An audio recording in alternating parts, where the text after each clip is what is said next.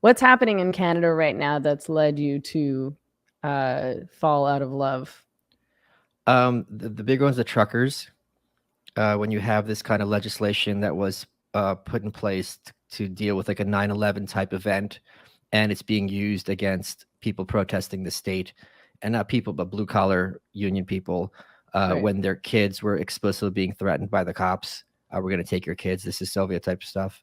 Yeah. Um, the fact that they're just vanished and there's not, the claim of media is that, we speak truth to power. We look out for the little guy.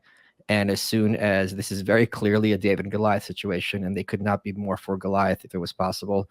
The fact that Trudeau was reelected with, I think it was like literally the exact same number of seats as the previous election. And he said, well, we have a mandate.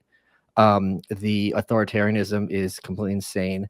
My friend Lauren Chen, her dad had cancer diagnosed when this COVID was happening, and he couldn't get like any screening while it was going on. So she has to sit there knowing he has cancer growing inside of him.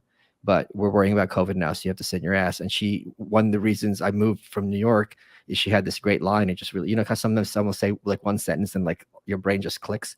And she goes, "Why am I funding my own oppression?" And I'm like, "Yeah, holy crap!" So they got out of there, thank God. But the fact they just seized all the guns. These are not steps that are going toward a liberal civil society that is amenable toward human flourishing, in my opinion. And the most important thing, as I'm sure you're witness to, is this isn't being done over the heads of the citizenry. Like they are standing up and cheering. They can't get enough. Yeah. So there's no kind of vector to prevent this from violently escalating, in my opinion. I mean, do you think that Canada is becoming a communist country? Would that be a fair thing to say? No, because I think there's a lot of corporate power in Canada, and I don't think that's going away. I don't think there's this big push toward having, government run all these different industries. So in that sense, I think communism is a non-starter. But in terms of authoritarianism, it is a full steam ahead. There's no pushback at all at any level.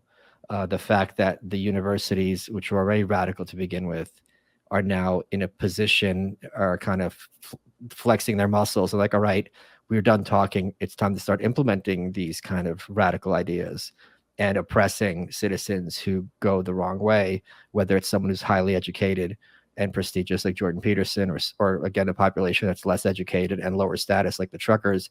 It doesn't matter if you're in the way of the steamroller, you're getting steamrolled. Again, when the truckers had their protest, the cops explicitly said, hey, if you bring your kids, you're putting them in danger, so we might have to take them from you. The kids were in no danger. The kids were in danger from the cops. You guys are the danger. So when you have this kind of thing of turning parents against their children, that to me is almost more dangerous than some kind of free speech situation, because technology will somewhat have a workaround.